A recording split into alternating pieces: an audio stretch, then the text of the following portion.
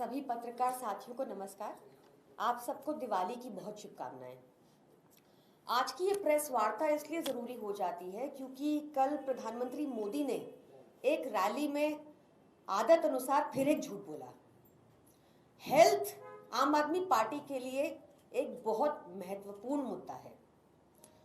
यहाँ पर अरविंद केजरीवाल जी की सरकार ने एक ऐसा हेल्थ मॉडल पेश किया है जिसकी तारीफ कोफी अन्नन साहब को भी करनी पड़ी थी, और वहीं मोदी जी ने एक ऐसा आयुष्मान भारत स्कैम पेश किया है देश के आगे कि सीएजी को भी उसके फर्जीवाड़े के बारे बोलना पड़ा था।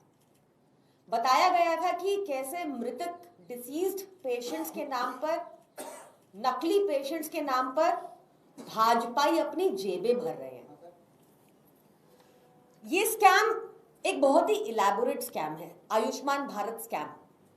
इसमें लगभग 26,000 अस्पतालों को इम्पैनल किया गया है, जिसमें से करीब 7,000 हॉस्पिटल्स सिर्फ पेपर पे हैं। 4,000 हॉस्पिटल्स ऐसे हैं जिन्होंने अब तक किसी को एडमिट ही नहीं किया इस स्कैम, आयुष्मान भारत स्कैम के तहत। और तो और जिन हॉस्पिटल्स ने इसके तहत एडमिशन किए थे गरीब लोगों के, उन्होंने भी हाथ खड़े कर दिए क्योंकि मोदी सरकार उनको उनका बकाया पैसा नहीं दे रही। ये देखिए, ये इंडियन मेडिकल एसोसिएशन है हरियाणा की।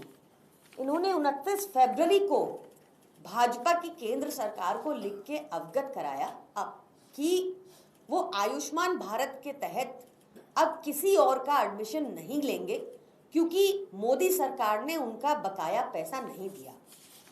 लास्ट लाइन इसमें कहती है, all pending payments must be cleared else Ayushman cards will also not be honoured from 16 March 2024।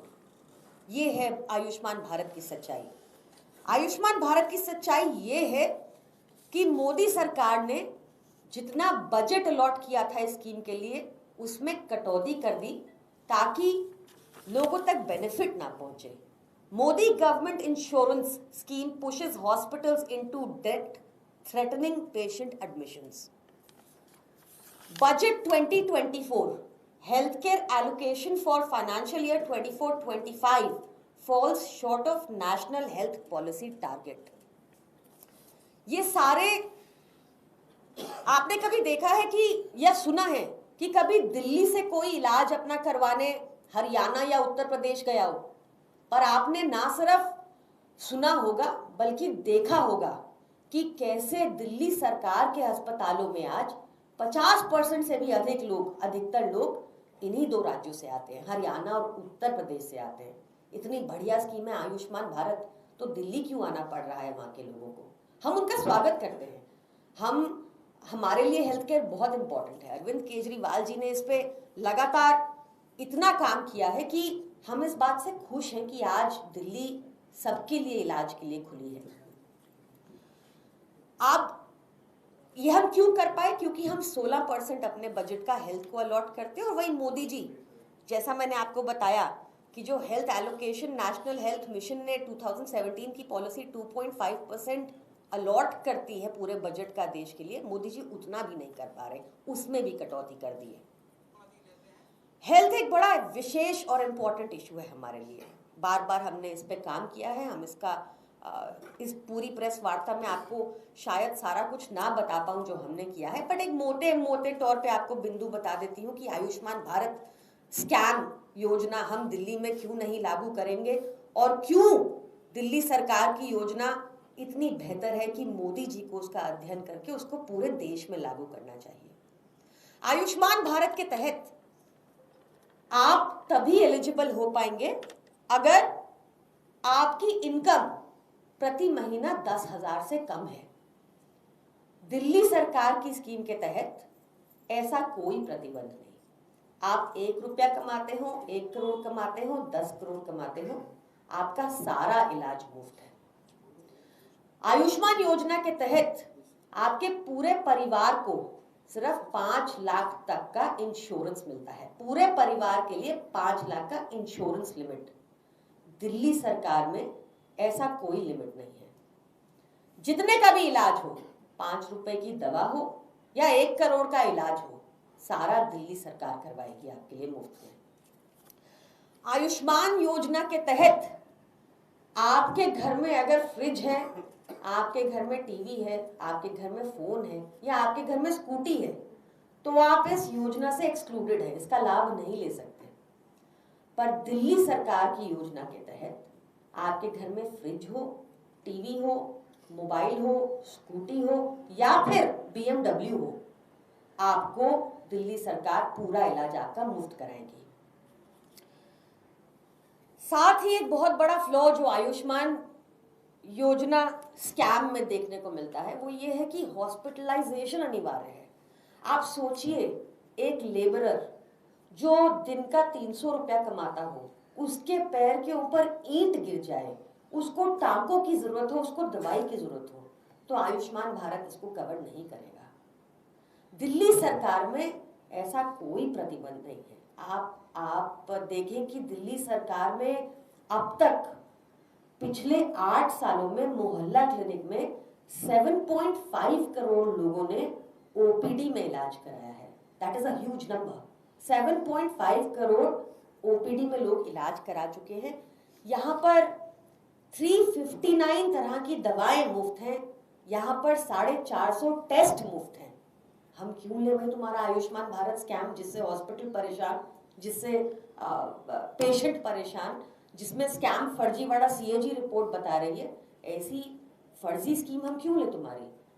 In fact Modi ji को अध्ययन करना चाहिए कि अरविंद केजरीवाल जी ने ये टर्न अराउंड कैसे किया, कैसे हेल्थ केयर सबके लिए एक्सेसिबल की, सबके लिए दवा मुफ्त की, सबके लिए इलाज मुफ्त किया, सबके लिए सर्जरी मुफ्त की, और इस मॉडल को पूरे देश में अप्लाई करना चाहिए।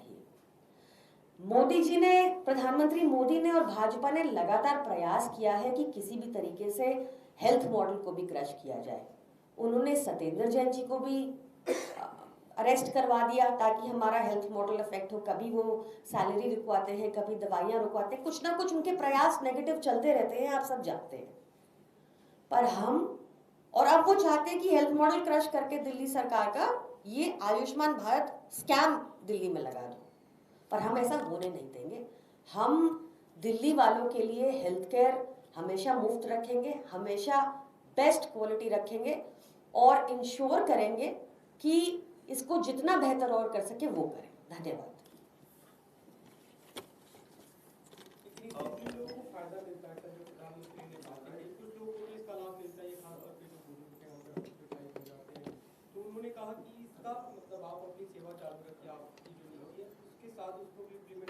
देखिए, केंद्र सरकार ने एक शर्त रखी थी कि 1 of the 2 ही हो सकता है। एक पहली चीज। दूसरी चीज, जो प्रधानमंत्री मोदी ने अब बुजुर्गों के लिए अनाउंस किया है, क्योंकि चुनाव सर पे हैं, वो तो हम बहुत पहले से करते आ रहे हैं। अभी तक किसी बुजुर्ग को उस स्कीम के अंदर लाभ ही नहीं मिला, अनाउंस ही जब कल हुआ है। तो ये सारी फर्जी बातें हैं, सिर्फ इसलिए हैं ताकि मीडिया में इसका लाभ मिल पाए। जमीनी हकीकत CAG रिपोर्ट से सामने आई है। जमीनी हकीकत हॉस्पिटल से ये बजट जो एलोकेट किया था इस योजना के लिए, उसमें कटौती से सामने आई है। लेकिन दोनों ऑप्शन क्यों नहीं देते? सवाल तो मैं आपको बताई ना, केंद्र सरकार की शर्त है कि सिर्फ एक ही स्कीम लागू हो सकती है, या उनकी होगी या हमारी होगी। हमारी स्कीम में फरिश्ते स्कीम भी है, और डिटेल में जाएंगे तो हमने उसमें भी 27,000 लोगों को लाभ मिला। हम OPD बंद करवा दें, 7.5 करोड़ लोग कहाँ जाएंगे? इस आयुष्मान भारत में तो है ही नहीं ऑप्शन OPD की। तो हमारी स्कीम एक बहुत बेहतर स्कीम है।